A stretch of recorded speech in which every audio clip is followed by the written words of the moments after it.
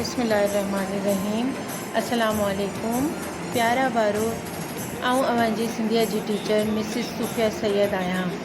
प्यारा बारो अज असीं क्लास 8 लाए असांजो मीकात पहिरियों जा सिलेबस पढ़ंदासीं।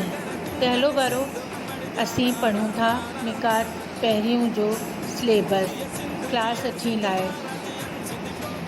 बच्चों, आप जानते हैं कि सिलेबस सबसे पहले हम पढ़ते हैं ताकि हमें जो है वो अंदाज़ा हो जाए कि हम जो है इस सिलेबस में या इस यूनिट में हम क्या क्या चीज़ें पढ़ने के लिए जा रहे हैं। तो ठीक है, तो हम पढ़ते हैं बेटा क्लास हश्तुम के लिए जो है सिंधी का अपना मीकाते अव्वल का पहला सिलेबस। मैं साथ साथ आपको सिंधी के साथ साथ उर्दू भी समझाती जा रही हूँ।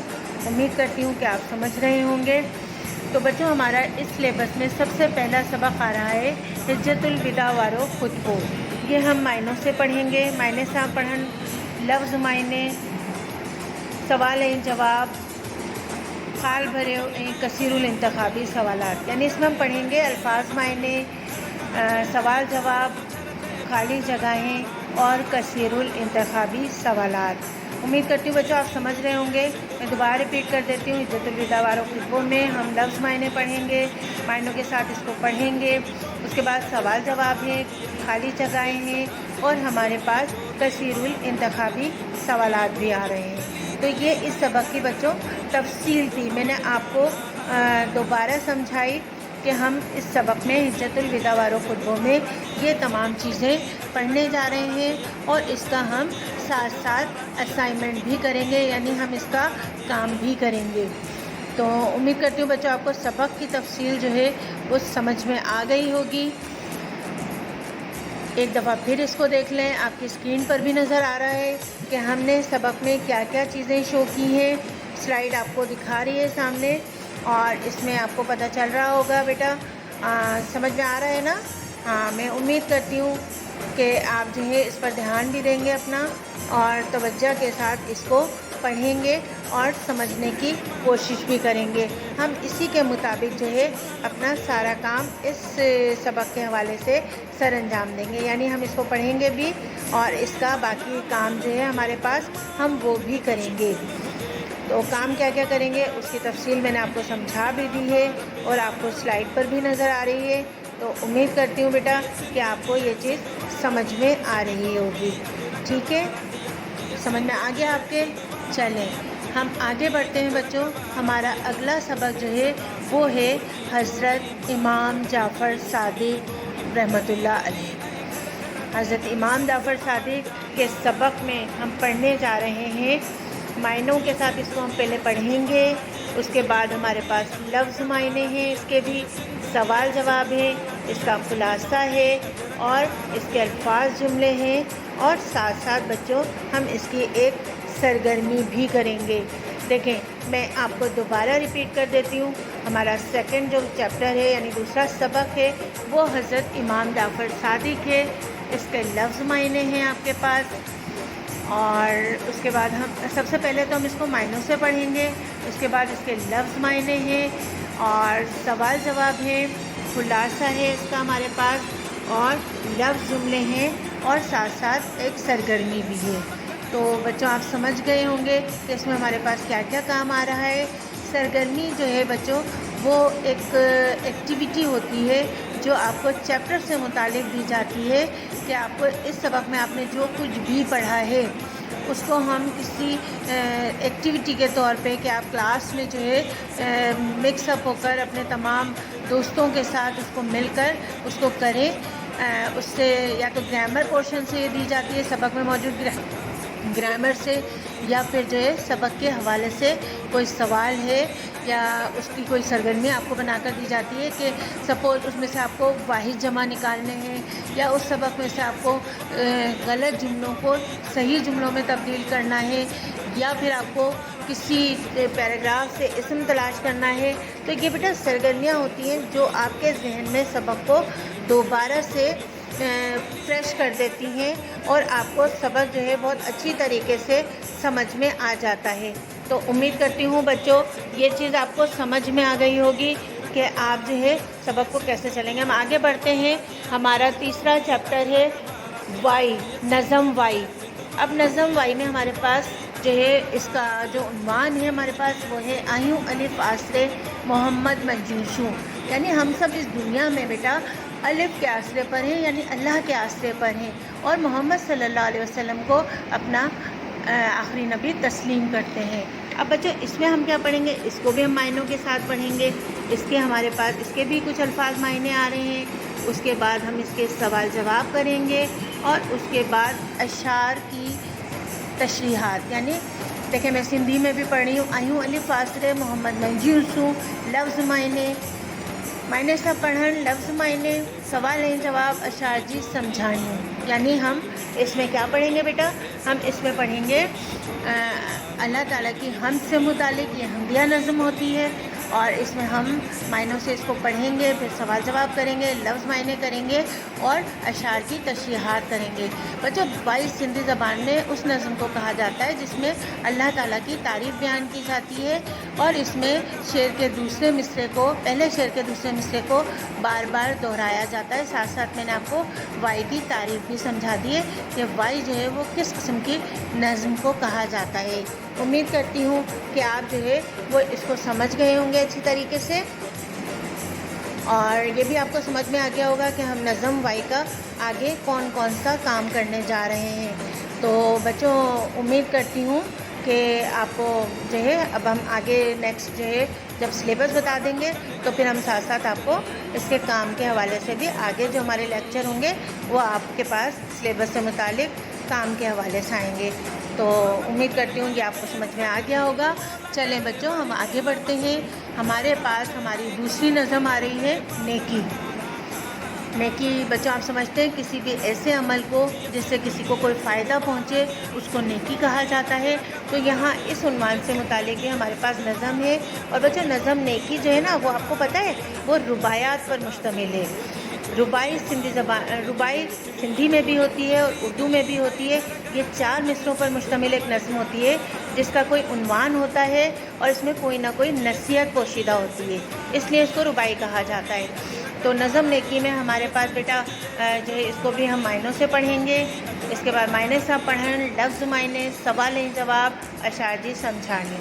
نظم نیکی میں بچوں اس کو بھی ہم معنی سے پڑھیں گے۔ پہلے اس میں ہمارے پاس لفظ معنی آ رہے ہیں، اس کے بعد ہم اس کے سوال جواب کریں گے، اور اس کے بعد سب سے آخر میں ہم اس کی اشعار کی تشریحات کریں گے۔ تو بیٹا سمجھ میں آ گیا آپ کو، میں نے نظم نیکی جو ہے وہ رباعیات پر مشتمل ہے یہ بھی بتایا آپ کو، اور رباعی جو ہے اس نظم کو کہا جاتا ہے جو 4 مصروں پر مشتمل ہوتی ہے اور اس کا کوئی عنوان ہوتا ہے، ساتھ ساتھ اس میں کوئی نصیحت ہوتی ہے ہمارے لیے۔ امید کرتی ہوں کہ آپ کو نظم نیکی جو ہے اس کی تفصیل سمجھ میں آ گئی ہوگی۔ تو آگے ہم چلیں۔ اچھا اشعار کی جو تشریحات ہوتی ہے نا بیٹا، اس کے حوالے سے آپ کو ایک بات بتاؤں کہ اس میں ہم سب سے پہلے شعر اتارتے ہیں، اس کے بعد جو ہے ہم حوالہ لکھتے ہیں، حوالہ ہمارے پاس شاعر کا ہوتا ہے اور ساتھ میں نظم کا بھی ہوتا ہے، اس کے بعد جو ہے وہ ہم اشعار کی تشریحات کرتے ہیں۔ کام کی جو ترتیب ہے اشعار کے حوالے سے، نظموں کے حوالے سے، تو وہ اسی طریقے سے مرتب کی جاتی ہے کہ سب سے پہلے آپ کو شعر اتارنا ہے، اس کے بعد اس کا شاعر کا اور نظم کا حوالہ آپ کو دینا ہوتا ہے، اس کے بعد جو ہے وہ آپ اشعار کی تشریحات والے کام پر آتے ہیں۔ تو بچوں سمجھ میں آ گیا ہوگا آپ کو۔ چلیں ہم آگے بڑھتے ہیں۔ آگے ہمارے پاس بچوں آ رہا ہے گرامر جو بھاگو، یعنی حصہ گرامر جو ہم کہتے ہیں اردو میں، ٹھیک ہے۔ اب اس میں ہمارے پاس کیا کیا چیزیں آ رہی ہیں، دیکھیں گرامر جو ہوتی ہے بچوں کسی بھی زبان کی جو ہے وہ بنیاد ہوتی ہے، ایک طرح سے سمجھ لیں جس طرح ہم انگریزی پڑھتے ہیں تو لینگویج ضروری ہے، لینگویج اگر ہمیں نہیں آتی تو ہمارا جو ہے ہماری انگریزی اچھی نہیں ہوتی، بالکل اسی طرح اردو ہے، اردو میں ہمیں اگر گرامر نہیں آتی تو آپ یہ سمجھ لیں کہ ہم جو ہے وہ اردو نہیں پڑھ سکتے، ہمیں نہیں سمجھ میں آئے گا۔ اسی طرح جتنی بھی لینگویجز ہیں دنیا میں، جتنی بھی زبانیں ہیں، ان سب کے لیے گرامر ضروری ہے۔ اگر گرامر نہیں ہے نہیں آتی ہمیں سمجھ میں تو آپ سمجھ لیں کہ ہمارے لیے آگے پڑھنا، اس زبان کو سمجھنا جو ہے وہ بالکل بیکار ثابت ہوتا ہے۔ میں امید کرتی ہوں کہ آپ میری بات اچھی طریقے سے سمجھ گئے ہوں گے۔ ہم دیکھتے ہیں ہمارے پاس گرامر میں کیا کیا کام آ رہا ہے۔ سب سے پہلے بیٹا ہمارے پاس آ رہے ہیں واحد جمع، اس کے بعد نمبر 2 پر ہے ہمارے پاس مذکر مؤنث، تیسرے پر ہے لفظ۔ واحد جمع دیکھیں کچھ چیزیں ہوتی ہیں جو سنگل ہوتی ہیں یعنی اکیلی ہوتی ہیں، اس کو ہم واحد کہتے ہیں، ٹھیک ہے۔ جیسے کتاب ہے، اب کتاب ایک ہے تو ہم کتاب کہیں گے، اور ایک سے زیادہ ہوں گی تو ہم کتابیں کہیں گے۔ سندھی میں بھی بالکل یہی بات ہے، جس طرح اردو میں واحد جمع ہوتے ہیں بالکل اسی طریقے سے سندھی میں بھی واحد جمع ہوتے ہیں۔ جیسے کتاب ہے تو ہم کتابوں لکھیں گے، ٹھیک ہے۔ کاپی ہے تو کاپیوں لکھیں گے ہم، ٹھیک ہے، سمجھ رہے ہیں۔ کرسی کرسیوں، اسی طرح قلم، اس پہ ہم پیش لگاتے ہیں تو واحد ہو جاتا ہے، اور اگر ہم زبر لگا دیتے ہیں تو قلم جمع ہو جاتا ہے۔ بالکل اس طرح بات ہے مذکر مؤنث تھوڑا سا، جیسے مرد ہے عورت، ہم مرد اردو میں ہم عورت کہیں گے، سندھی میں ہم کہیں گے زال، ٹھیک ہے۔ اب بوڑھی یعنی بوڑھی تو پوڑو یعنی بوڑھا، تو اس طرح کے نا مذکر مؤنث یعنی میل اور فیمیل، یہ سمجھ لیں، تو یہ ہمیں ضروری ہوتے ہیں، یہ گرامر میں ہمارے لیے ضروری ہے پڑھنا، ان کو سمجھنا بھی۔ اس کے بعد آتے ہیں لفظ۔ اللہ تعالیٰ نے بچوں دنیا میں ہر چیز کی ضد پیدا کی ہے، اگر ایسا نہیں ہوتا تو ہمیں دوسری چیز کی اہمیت کا اندازہ نہیں ہوتا۔ جیسے دن ہے تو رات بھی ہوگا، تو ہم سندھی میں اگر کہتے ہیں دن یعنی ڈی تو اس کی ضد رات، ٹھیک ہے۔ چند سورج یعنی اس کو اردو میں سورج، سندھی میں سج۔ اسی طرح کال آج، تو صبح شام۔ اسی طرح جو ہے ہمارے پاس یہی چیزیں بنیاد ہوتی ہیں، ٹھیک ہے، انہی کو ہم گرامر کہتے ہیں۔ اس کے بعد بچوں آگے دیکھیں ہمارے پاس آ رہی ہے تعریفوں، یعنی اس میں تعریفیں دی جاتی ہیں۔ اس میں ہم پڑھیں گے اس میں خاص کی تعریف، ٹھیک ہے۔ اب اس میں خاص جو ہے وہ میں آپ کو اردو میں تھوڑا سمجھاتی ہوں تاکہ آپ کو سمجھ میں آ جائے۔ دیکھیں ویسے تو اسم جو ہے سب سے پہلے ہم اسم سمجھ لیتے ہیں۔ اسم جو ہے وہ کسی بھی چیز، جگہ یا کسی بھی جو ہے کام، کسی بھی چیز کو، کسی بھی چیز کا جو مخصوص ایک نام ہوتا ہے اس کو اسم کہا جاتا ہے، جس سے اس چیز کی شناخت ہوتی ہے، ٹھیک ہے۔ اب اسم کی بھی قسمیں ہوتی ہیں، اردو میں ہم کہتے ہیں اسم نکرہ اور اسم معرفہ، سندھی میں ہم کہتے ہیں اسم عام، اسم خاص۔ اسم عام یعنی کسی بھی عام چیز کا نام، یعنی یہ سمجھ لیں کرسی ہے، قلم، دوات، کاغذ، تو یہ ساری کامن چیزیں، عام چیزیں ہیں، ٹھیک ہے۔ اس طرح اس میں خاص وہ چیزیں جو مخصوص ہوتی ہیں، جیسے قائد اعظم، مینار پاکستان وغیرہ، ٹھیک ہے۔ اب ہمارے پاس بچوں آگے آ رہا ہے ایک مضمون، اسانجو استاد، اس کا عنوان ہے، اور اس میں ہم اپنے استاد کے بارے میں لکھتے ہیں، ٹھیک ہے۔ میں تھوڑا سا آپ کو بتا دیتی ہوں کہ آپ کس طرح لکھنا چاہیں گے۔ آپ کے اسکول میں بہت سارے اساتذہ ہیں، اب اس میں جو ہے آپ کو کوئی خاص استاد ہوتے ہیں جو پسند ہوتے ہیں تو آپ ان کے حوالے سے لکھ سکتے ہیں۔ آپ چاہیں تو نام بھی لکھ سکتے ہیں ان کا، اور نہیں چاہیں تو آپ نام نہیں لکھ سکتے، نہیں لکھنا چاہیں تو ضروری بھی نہیں ہے، ٹھیک ہے۔ تو مضمون اسانجو استاد، تو آپ شروع کریں گے۔ آؤں کلاس 8 جا طالب علم آیا ऐं छा ग्रामर हाई स्कूल मां पढ़ंदा आहियां। मैं आपको सैम्पल के तौर पे बता रही हूँ, ठीक है। असांजो सिंधी जे उस्ताद जो नालो अलिफ बे जीम आहे, ऐं हूअ असांजो पसंदीदा उस्ताद आहे, ऐं हूअ असांखे वॾी महिनत ऐं महारत सां पढ़ाईंदा आहिनि। जिन के पंहिंजे मज़मून सिंधियत अबूर आहे। इसी तरह आप उनकी खसूसियात लिख सकते हैं इसमें। आगे बच्चों हमारे पास दरख्वास्त आ रही है स्कूल के प्रिंसिपल के फ़ी माफ़ी लाए।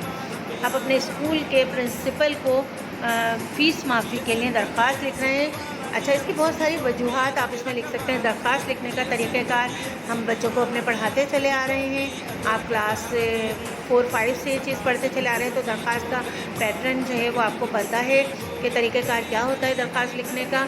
आप अपने स्कूल के प्रिंसिपल को जो है वो दरख्वास्त लिखने जा रहे हैं, तो बखिदमत जनाब प्रिंसिपल साहब अलिफ बे जीम स्कूल अस्सलामुअलैकुम जनाब अली लिखेंगे आप, और उसके बाद अपना जो है वो मजमून बयान कर देंगे उनसे कि आप उनसे कहना क्या चाह रहे हैं। ٹھیک ہے. اب آپ اس میں لکھ سکتے ہیں, میں اردو میں آپ کو سمجھا دیتی ہوں. اور اپلیکیشن جو ہے وہ اسائنمنٹ میں آپ کے پاس آئے گی اور وہ لکھی ہوئی ہوگی, تو آپ کو لکھنے میں آسانی ہوگی. آپ بتا سکتے ہیں کہ آپ جو ہے, آپ کے والد جو ہے ایک معمولی کلرک ہیں کسی گورنمنٹ ادارے میں, اور آپ جو ہے اپنی اسکول کی فیس ادا نہیں کر سکتے, آپ کو پڑھنے کا بہت شوق ہے, اس لیے آپ جو ہے اپنے اسکول کے پرنسپل سے اپنی فیس کی معافی کے لیے ان سے درخواست کر رہے ہیں. ٹھیک ہے, تو بچوں آپ کو سمجھ میں آیا ہوگا یہ کہ آپ کو لکھنی کیسے, طریقہ کار آپ کو پتہ ہے کہ درخواست کس طریقے سے لکھی جاتی ہے, اور آپ اپنے اسکول کے پرنسپل کو اپنے پڑھنے کے شوق کے حوالے سے بھی بتا رہے ہیں, اور ساتھ ہی ان سے درخواست کر رہے ہیں کہ وہ آپ کے اسکول کی فیس معاف کر دیں, کیونکہ آپ اپنی فیس جو ہے وہ افورڈ نہیں کر سکتے اور اپنی پڑھائی کو بھی جو ہے وہ ختم نہیں کر سکتے. تو یہ والی چیز آپ کو اس میں بیان کرنی ہے درخواست کے اندر. ہم آگے چلتے ہیں. اچھا, اپلیکیشن سمجھ میں آ گئی ہے بچوں آپ کو؟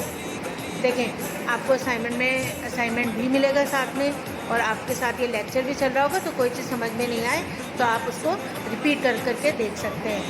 ہمارے پاس ایک خط آ رہا ہے آخر میں کہ آپ ننڈے بھاؤ کے راندین ماں حصوں وٹھن لائیں, یعنی آپ اپنے چھوٹے بھائی کو ایک خط لکھ رہے ہیں اور اس کو یہ بتا رہے ہیں اس میں کہ اسکول میں آپ جو ہے کھیل کود میں بھی حصہ لیں, یعنی غیر نصابی سرگرمیاں بھی بچوں کے لیے اتنی ہی ضروری ہیں جتنی کہ نصابی سرگرمیاں ہوتی ہیں.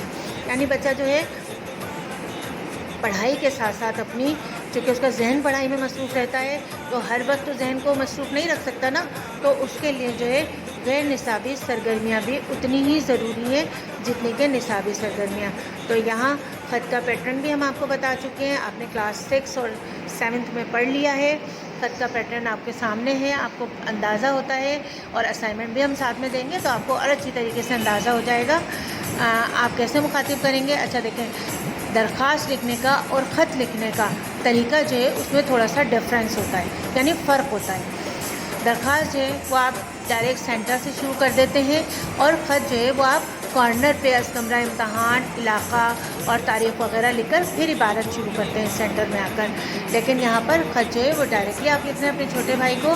تو مجھے ننڈے بھاؤ راشد دعائیں تواں کے اساں جی دعائیں شال تواں خیریت سے آیا, امید کندا تے تواں خیریت سے آیا, اللہ تعالیٰ جی طرفاں تواں جی خیریت لائے دعا کر دوں.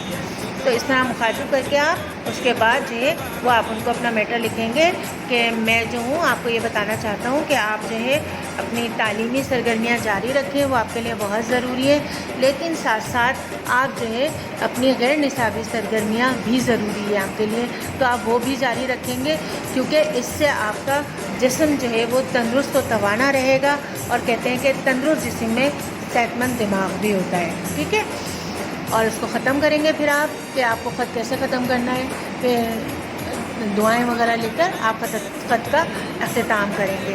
اچھا بچوں, اب سب جو ہے سلیبس کے آخر میں ہمارے پاس نمبر 8 پر کام آ رہا ہے سرگرمی. جیسا کہ ہم پہلے سمجھا چکے ہیں سبق کے اندر کہ سرگرمی جو ہے ایک ایکٹیویٹی ہوتی ہے جو سبق سے ریلیٹڈ ہوتی ہے, یا پھر اگر آپ کو گرامر کے ساتھ آ رہی ہے تو گرامر سے متعلق جو کام آپ کو پڑھایا جا چکا ہے, جیسے لفظ ہے, واحد جمع ہے, اور جو ہے مذکر مؤنث ہے, یا آپ کو تعریف لکھوائی جاتی ہے, یا کوئی مضمون وغیرہ لکھوایا جاتا ہے, اس کے حوالے سے ایک سرگرمی آپ کو بنا کر دی جاتی ہے کہ آپ اس میں اسم تلاش کریں, یا مضمون کے اندر جو ہے وہ آپ کون کون سے اسم شامل کیے گئے ہیں, یا جو ہے آپ ایکٹیویٹی جو ہے سرگرمی بیٹا وہ کسی بھی حوالے سے آپ کے پاس آ سکتی ہے. ٹھیک ہے, سبق آپ کو سمجھ